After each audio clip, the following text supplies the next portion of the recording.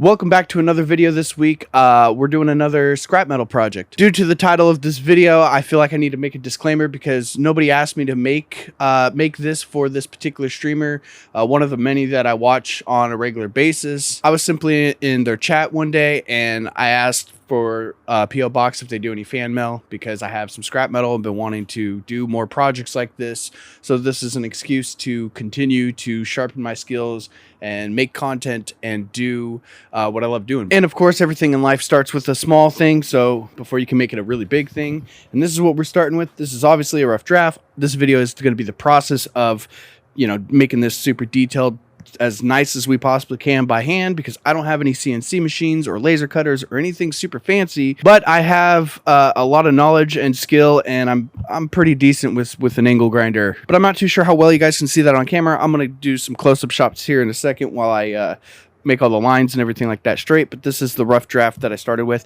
Now I did not do this by hand. I used the projector to kind of make a rough outline of everything, but this is going to be a fairly simple project. There's a lot of stuff I got to clean up, but enough babbling about it. I'm going to just jump right into it and show you guys exactly the beginning of this process.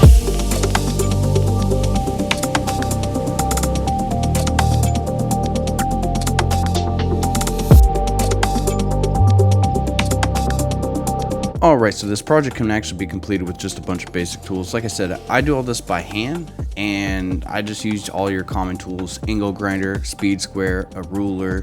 I have a straight edge, but I didn't need it for this project. Also with this project, I realized after asking in chat, I forgot I ran out of black powder coat, which is something that I needed for this project for the background. So I ended up using a black and red mixture that I had in a bottle that I kind of cleaned up from sweeping. It had some contaminants in it, so there's some bumps and whatnot in it because of all the metal on the ground and stuff like that. I wasn't able to filter it through, but that was one of the things. And then there's another issue I ran into that I explained later at the end of this video, so stick around for that. Also, speaking of the video, if you enjoy fabrication, automotive, drifting, and gaming content, I recommend following the channel and or following me on Twitch. A lot of my content is posted here, and I do stream daily. So like I said, I do all this with an angle grinder for the most part. It'd be really nice to have a CNC machine. Unfortunately, I don't have 20 grand just to drop willingly. So this is kind of what I work with, but I've been doing it for a little bit, and these projects are an absolute blast for me to do. And it just takes quite a bit of time. That's it. What really takes the longest time on these kinds of projects is honestly the powder coating, the prep work for it. Powder coating is a very specific process. I explain it in some other videos, so if you want to go check those out, I'll leave the video in the description, or there'll be a card in the corner here.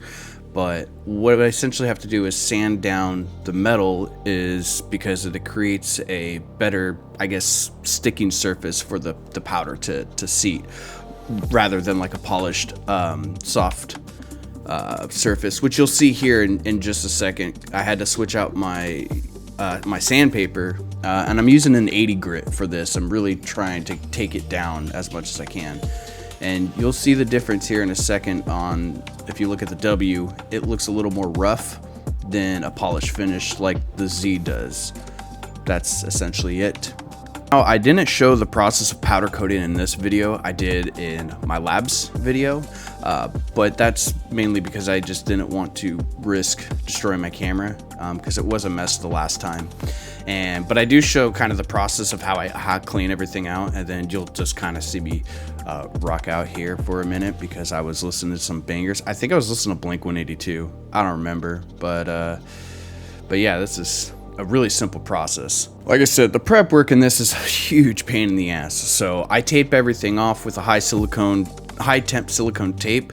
That way when I put it in the oven, the silicone tape doesn't mess anything up. Or like I said, I explained at the end here, but it didn't work out as well as I was expecting. It has before in the past, but I think because I was using a lighter color with darker colors, something chemically, some science stuff happened that I was unaware of. So I don't understand science very well. I just know powder is a chemical reaction to heat, and negative and positive and all that fun stuff. I don't explain stuff. Don't ask me to explain stuff. I'll just tell you how it is and make a joke about it. But I'm just setting it up, and then I put my camera away after this because, like I said, I don't want to spray any powder all over it. But this is basically how I set everything up, and it takes well over at least 2 to 3 hours, like, to get it all ready in this state. Before I show off the glamour shots here, real quick disclaimer. 2 mistakes happened that I would just start over and do it again, because it only well, I guess it took me about half a day, but can't do that because I am officially out of material as far as the powder goes. So Wheeler, if you're watching this, sorry it's a little bit pink in the white. It was supposed to just be white, but something happened and the red ended up bleeding through my silicone tape. So mistake learned for future reference. Not going to do that. I'm at least going to do all the red, all the dark colors first before I do the light colors. But anyways, here it is. Now, as far as all the cuts and everything, that came out perfect. That was great. It's exactly the way it should be. Like I said, the only thing is that white, that little bit of red that bleed into the white for some reason. Not entirely too sure what happened there. I can't tell you. The other thing is the background was supposed to be a solid black. I ended up using a leftover mixture that I took off the floor after a few other jobs that I kind of put together. It had some black in it, and I was like, oh, this would be kind of cool, because when I mentioned this in chat, I totally forgot that I actually am out of just solid black right now and have to order some. Am I happy with it? Yeah, I'm happy with it for the most part. I'm not super stoked crazy about it. Definitely not the best thing, but it's a solid 7 out of 10 in my opinion. Maybe it'll look better too at maybe a little bit of a distance. I mean, it's still pretty dope looking, honestly, even with the little bit of fuck up. It's still a great video because I got to learn from a few mistakes to not make next time. And that's why I love doing this and having an excuse to just do it, even if it's just for fun, because I get to learn something and that's value to me. But that will be it for this episode. Over at shogunautomotive.com, link in the description. I do have merch over there. You can also support me by following the channel and commenting and liking this video and sharing it with your friends. I also do live stream here on YouTube and on Twitch daily, so that also helps. And with that, I'll see you guys on the next video. Have a good rest of the day and do something kind for somebody tomorrow. 5 seconds, it's all it takes. Okay, bye-bye.